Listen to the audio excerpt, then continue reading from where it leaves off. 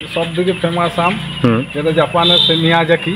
আচ্ছা, এই আমটা আরো বড় হবে, এই যে রয়েছে না তার থেকে অনেকটা বড় সাইজে হবে, প্রায় 25 কিলো হবে। 25 কিলো। আচ্ছা, স্রেফ সবুজকে ভালোবেসে দেশি বিদেশি রকমারি আকর্ষণীয় ফলের বাগান গড়ে তুলে রীতিমতো তাক লাগিয়েছেন সুশান্ত মণ্ডল।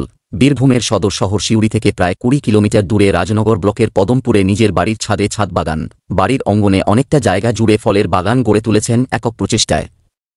সম্প্রতি বাড়ির সীমানা প্রাচীর লাগোয়া বেশ কয়েক কাঠা জমিতে তিনি একটি নার্সারি গড়ে তুলেছেন। দেশ বিদেশের বহু প্রজাতির ফলের গাছ রয়েছে এখানে। মিয়াজাকি সহ কয়েক প্রকার আম, কালো পেয়ারা, বিদেশি সফেদা, জামরুল, মুজফরপুরের লিচু, লেবু, রেড বাতাবি, ডালিম বা বেদানাকি নেই বাগানে। হচ্ছে সেই সবথেকে ফেমাস আম যেটা জাপানের সে মিয়াজাকি। আচ্ছা, এই আমটা ধরন থকায় থকায় ধরে আছে।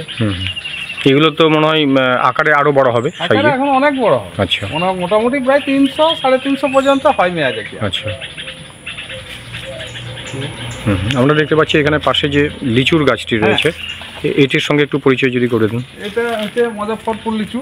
আচ্ছা, এই রং হতে আরম্ভ করেছে, এখনো মোটামুটি প্রায় 15-20 দিন পরে আরো বড় হবে, এই যে রয়েছে না তার থেকে অনেকটা বড় সাইজে হবে। এখন এইমাত্র কালার হতে আরম্ভ করেছে। আচ্ছা, বুঝতে পারছি। আচ্ছা, এটা মুজফ্ফরপুরের যে লিচু, সেই গাছই এটা। এই গাছটির সঙ্গে এবং এই যে আম আমরা দেখছি এটির সঙ্গে একটু পরিচয় করিয়ে দেবেন আমাদের। এটা হচ্ছে থাইল্যান্ডের রেড আইভরি। আচ্ছা, এটা মোটামুটি প্রায় 1.5 কিলো ওজন হয়, আর এই লম্বা প্রায় 15 ইঞ্চি মতন লম্বা হবে। এখন প্রায় 10 ইঞ্চি, এখন এই তো দেখছেন 10 ইঞ্চি এখন হয়ে গেছে প্রায়। আর এই যে এইটা দেখছেন না, এটা বিভিন্ন রকম প্রজাতি দেওয়া আছে, বিভিন্ন ধরনের আছে। এটা যেমন হাড়ি ভাঙ্গা আছে, ওইটা মল্লিকা আছে,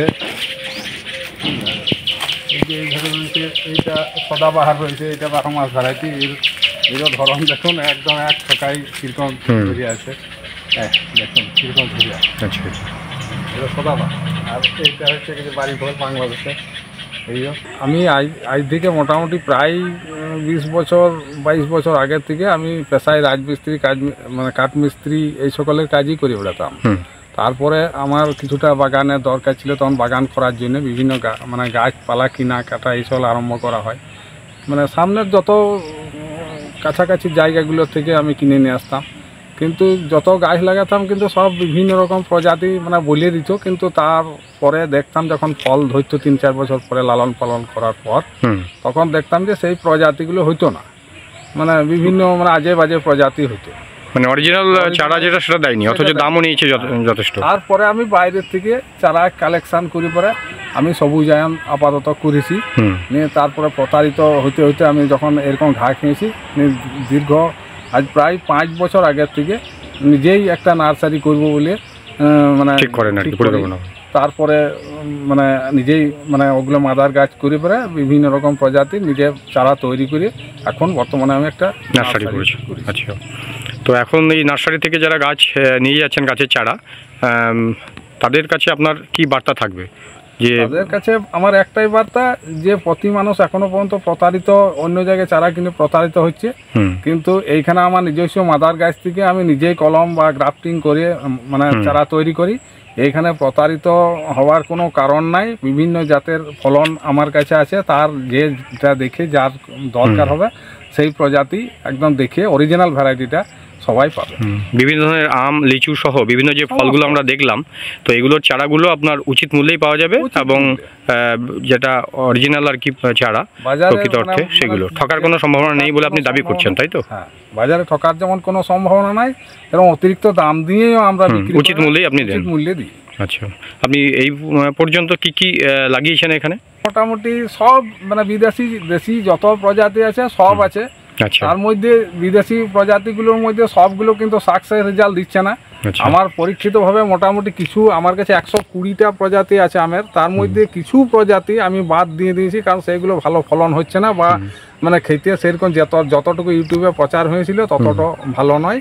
সেগুলো বাদ দিয়ে কাটাই ছাটাই করে আমি যেগুলো ভালো মনে করছেন সেইগুলো আমি লোককে দিচ্ছি। আমাদের দেখেও ভালো লাগে।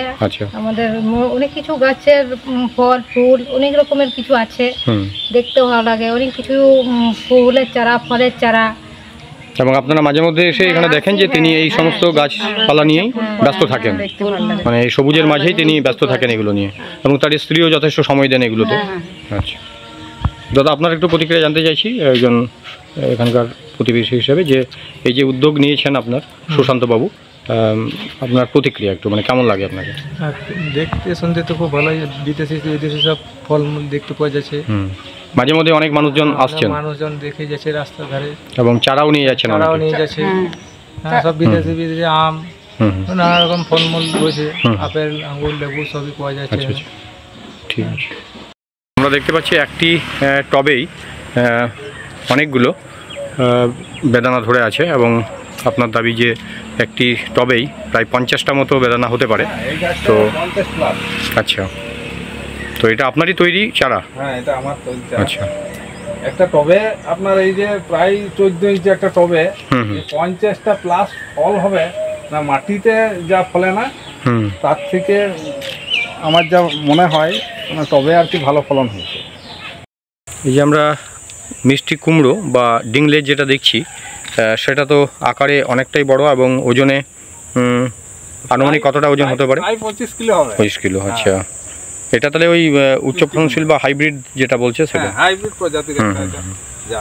সত্যিই তাই, মানে আকারে অনেকটাই বড় এবং ওজনেও অনেকটাই বেশি। মিষ্টি কুমড়ো। আচ্ছা আচ্ছা, এই যে দেখছি আমরা, এটা ব্ল্যাক পেয়ারা যেটি বা কালো রঙের, এটিও বিদেশের, এবং এই ছোট যে চারা গাছ এটাতেই ধরে আছে আর কি পেয়ারা। এটা টবে লাগিয়ে দিলেই আপনার সেখানেই ফলন পাওয়া যাবে। পেয়ারা টবে প্রচুর ফলন হয়।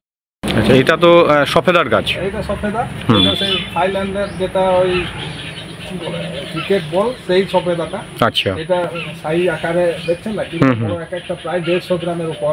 আচ্ছা, আর সাধারণভাবে যে সফেদা দেখা যায় তার আকৃতি এর থেকে একটু ছোট। ওটা সাইজ একটু ছোট হয়, আর এর সাইজ মোটামুটি প্রায় 150-200 গ্রাম পর্যন্ত হয়। কিন্তু তাই দেখছেন, আচ্ছা, আমি তাই দেখছি। ঠিক ঠিক। আর ধরন কিন্তু অনেক বেশি, আর 12 মাস ধরে। যেমন ধরেছে, আবার এই দেখুন ফুল, দেখুন কিরকম ভাবে ফুল এসছে। এটা 12 মাসই ধরে।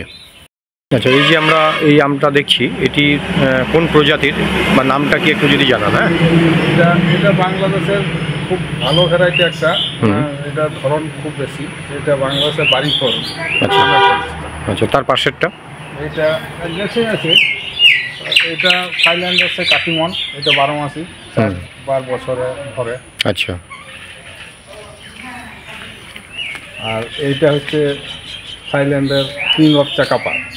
আচ্ছা, সব থেকে একটা ভালো ভ্যারাইটির আম, রঙিন আম।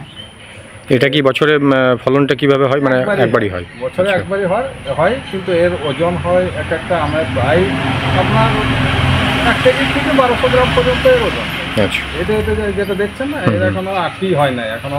আচ্ছা, আরও কিছুদিন থাকবে গাছে, তারপর এখন থাকবে। এগুলো সব লেট ভ্যারাইটি। আর এইটা ওই একই গাছে দেওয়া আছে।